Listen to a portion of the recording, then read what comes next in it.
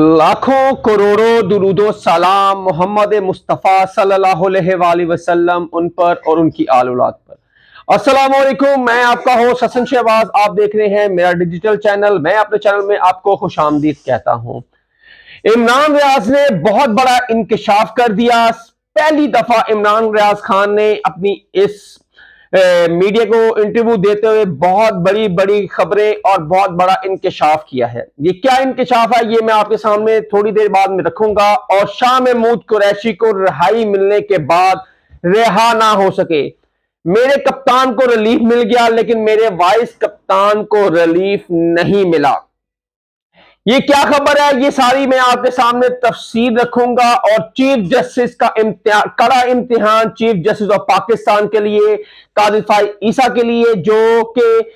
अनकरीब जो है मुल्क में इंतखाबात हैं और जो लोगों को पकड़ दकड़ और सियासी रहनुमाओं को इलेक्शन मुहिम से दूर रखा जा रहा है, चीफ जस्टिस के लिए कड़ा इम्तिहान है। ये भी मैं आपके सामने रखूंगा। सबसे पहले इमरान रियाज खान, जो जाना माना सहाफी, लाखों करोड़ों दिलों की धड़कन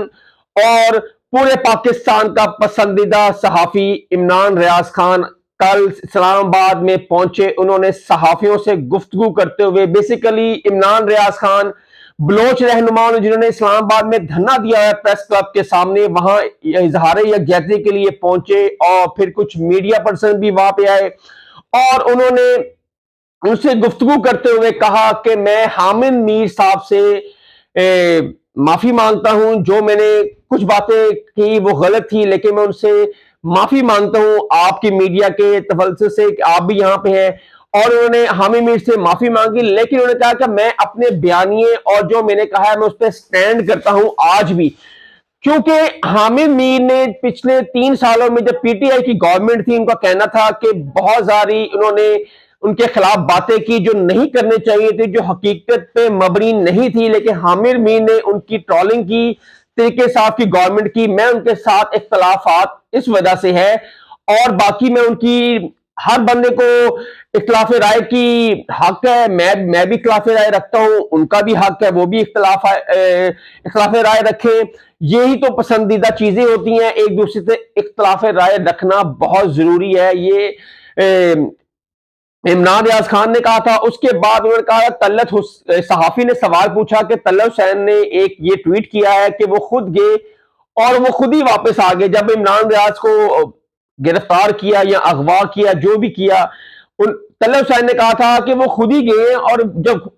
इमरान रियाज वापस आए थे तो तल्लत हुसैन ने कहा वो खुद ही वापस आ गए हैं। और इमरान रियाज ने कहा कि मुझे पता है कौन कौन से सहाफी मेरे पीछे बातें करते थे और कौन दुआएं करता था, मुझे सबका पता है, लेकिन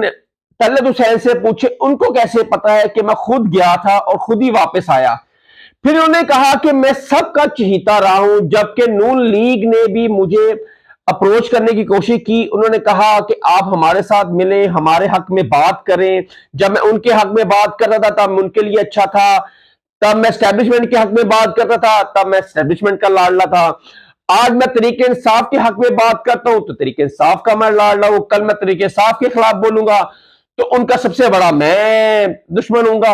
और ये तो रवायत चलती रहती है। इमरान रियाज खान ने कहा हमारा काम है सच को दिखाना और बोलना, और मेरा एक ही बेसिकली उन्होंने कहा मेरा एक प्रॉब्लम है, मैं न्यूट्रल रहता हूं और ये मेरी एक हैबिट भी समझ लें कि मैं जो सच होता है वो मैं बात करता हूं। मैं किसी के अंडर रहकर या किसी के इशारों पे अपने जो मामला है वो नहीं चला सकता। ये इमरान रियाज खान साहब ने कहा। और इमरान रियाज खान ने एक और बहुत बड़ी ब्रेकिंग न्यूज बताई। उन्होंने कहा है कि इस टाइम जो नवाज शरीफ अपने आप को लाडला समझ रहे हैं, उनको लग पता जाएगा आहिस्ता आहिस्ता जैसे जैसे इलेक्शन होंगे उनके साथ बहुत बड़ा हाथ होगा और वो याद करेंगे जैसे वो सोच रहे हैं। इस तरह नवाज शरीफ को कोई इतनी बड़ा सरप्राइज नहीं मिलने वाला इलेक्शनों में, ये इमरान रियाज ने खबर दी है। और ये मीडिया से उन्होंने गुफ्तगू कहते हुए बताया है कि ये मैं आपको खबर दे रहा हूं कि नवाज शरीफ को कोई इतनी बड़ी सरप्राइज नहीं मिलेगा इस इलेक्शन में, बल्कि वो मायूस होंगे اس الیکشن میں انہوں نے کہا کہ صحافیوں کا کام ہے کہ خبر کو جنریٹ کرنا اور اس خبر کو پھر تصدیق کرنا اور پھر اس پر ویلاگ کرنا، یہ میرا کام ہے، بغیر میں تصدیق کیے اپنا ویلاگ نہیں کرتا۔ انہوں نے کہا کہ بہت جلد میں انشاءاللہ اپنا ویلاگ کروں گا، 10 سے 15 دن، موسٹلی 20 دن کے اندر انشاءاللہ انہوں نے کہا کہ میں بہت جلد اپنا ویلاگ کروں گا اور اسی طرح کروں گا جس طرح میں پہلے کرتا تھا، اسی طرح تنقید کروں گا، جو بات ٹھیک لگے گی میں اس بات کو کروں گا، اس سے مجھے کوئی نہیں روک سکتا۔ اس کے بعد شاہ محمود قریشی، میرے کپتان کو تو ریلیف مل گیا لیکن میرے وائس کپتان کو ریلیف ملنے کے باوجود رہائی ممکن نہ ہو سکی۔ وہ اڈیالہ جیل سے، آپ کو پتا ہے سائفر کیس میں ان کی ضمانت ہوئی، سپریم کورٹ کا آرڈر جاری ہوا اور اس کے بعد ان کو کل پرسوں جیسے رہا کرنا تھا اور پولیس وہاں پہ باہر کھڑی ہوتی ہے، پنڈی کی پولیس ہے اور وہ ان کو گرفتار کرنے پہنچ جاتی ہے۔ وہ ابھی جیل کی حدود کے اندر ہی تھے تو انہوں نے میڈیا سے گفتگو کرتے کہا کہ یہ میرے پاس آرڈر ہے سپریم کورٹ کا اور یہ مجھے ڈی سی نے 15 دن کے لیے مجھے نظر بندی کا حکم کیا ہے، 9 مئی کے واقعے میں تفتیش کرنے کے لیے انہوں نے کہا ہے کہ یہ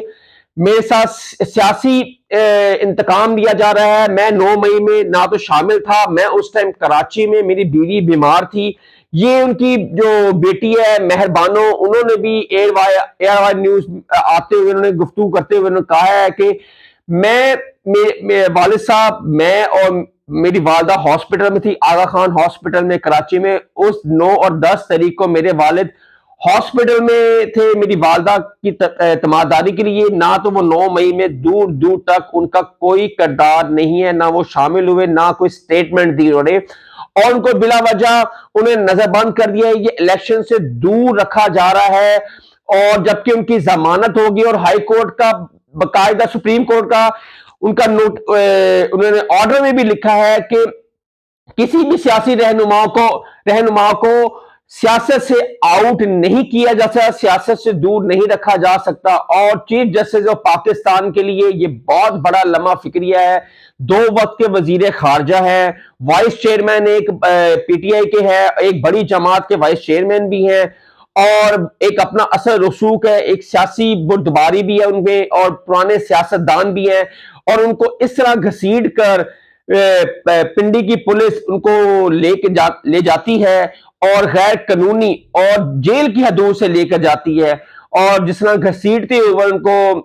پولیس وین میں ڈالتے ہیں اور ان کو پھر آرے بازار، تھانہ آرے بازار منتقل کیا جاتا ہے۔ ان سے تفتیش ہوگی 9 مئی کے حوالے سے، اور کہا یہ جا رہا ہے کہ ہم نے تفتیش کرنی ہے، اس لیے ہمیں ان کی گرفتاری مطلوب ہے۔ یہ کہنا ہے پنجاب پولیس کا، اور ڈی سی نے ان کو 15 دن کے لیے نظر بندی کا حکم جاری کر دیا ہے، اور اب یہ سپریم کورٹ میں ان کی رٹ دائر ہوگی۔ ان کی جو بیٹی ہے مہربانو، انہوں نے چیف الیکشن کمیشن میں یہ درخواست دائر کر دی ہے۔ اب اس کی سماعت آئی تھنک کل یا پرسوں تک اس کی سماعت ہوگی۔ اب دیکھتے ہیں کہ جو ڈی سی کے 15 دن کی نظر بندی ہے اس کو کل عدم کرتی ہے یا نہیں، کیونکہ الیکشن کمیشن کے پاس اپنی کوئی فورس تو ہے نہیں ہے، وہ ایک متحد ہے، ایک لنگڑا رولہ الیکشن کمیشن ہے، ہمیشہ کی طرح وہ انحصار کرتا ہے گورنمنٹ کی، پنجاب پولیس پہ کر لیا اور دوسری چیزوں پہ کر لیا، اس کی اپنی فورس تو کوئی نہیں ہے۔ اس لیے الیکشن کمیشن کی پاکستان میں کوئی اتھارٹی نہیں ہے، حالانکہ الیکشن کمیشن کے پاس سب کچھ اتھارٹی ہے، لیکن الیکشن کمیشن ایک ڈمی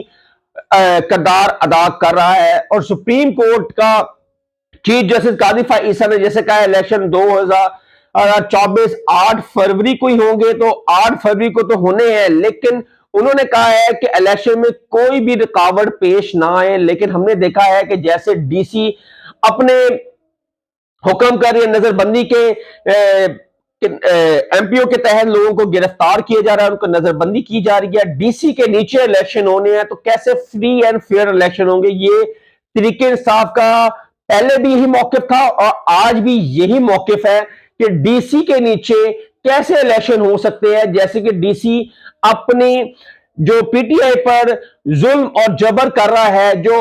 غیر قانونی نظر بندیوں اور ایم پی او کے تحت لوگوں کو نظر بند کیا جا رہا ہے، گرفتار کیا جا رہا ہے، یہ چیف الیکشن کمیشن اور چیف جسٹس آف پاکستان قاضی فہد عیسیٰ کے لیے بہت بڑا چیلنج بھی ہے۔ اول تو سپریم کورٹ کی چھٹیاں ہیں، نیکسٹ ویک قاضی فہد عیسیٰ ملک سے واپس آ جائیں گے۔ دیکھتے ہیں کہ یہ چیلنج ان کے سامنے پہلا ہوگا کہ یہ جو نظر بندی ہے اور ڈی سی کے جو احکامات ہیں اس کو کالعدم چیف جسٹس آف پاکستان قرار دیتے ہیں یا نہیں دیتے، اور یہ اپنا آرڈر جاری کرتے ہیں کہ نہیں کرتے، کہ کسی بھی سیاست دان کو جو کسی کیس میں ملوث نہیں ہے، جس کا کوئی کردار نہیں ہے 9 مئی میں، اس کو ڈی سی نظر بند یا غیر قانونی گرفتار نہیں کر سکتا۔ اب یہ امتحان چیف جسٹس آف پاکستان اور چیف الیکشن کمیشن کے اختیار میں ہے۔ پاکستان میں بہت کچھ ڈیولپمنٹ ہو رہی ہیں، ہر دن ہر گھنٹے ہر لمحے کوئی نہ کوئی نئی ڈیولپمنٹ ہو رہی جا رہی ہے، اور ایک اور ڈیولپمنٹ بھی بہت ہے، وہ میں اپنے نیکسٹ ولاگ میں آپ کو بتاؤں گا کہ شیخ رشید صاحب کے ساتھ کیا ہوا اور ہماری چڑیا نے کیا خبر لے کے آئی۔ پہلے ہماری چڑیا گئی اڈیالہ جیل، پھر بنی گالا، پھر گئی لال حویلی، پھر گھوم گھما کے اس نے ایسی خبر لائی ہے، وہ میں آپ کو نیکسٹ ویلاگ میں اپنے بتاؤں گا کہ شیخ رشید کے ساتھ ہونے کیا جا رہا ہے اور عمران خان کا اگلا اور آخری پلان کیا ہے، اور انہوں نے کہا ہے اب کھیلیں گے T20۔ حسن شہباز کو نیکسٹ ولاگ کے لیے اجازت دیں۔ اگر آپ کو میری ویڈیو پسند آئی ہو تو اس کو لائک اور شیئر اور سبسکرائب ضرور کیجیے گا۔ تب تک کے لیے اجازت دیں، اللہ حافظ۔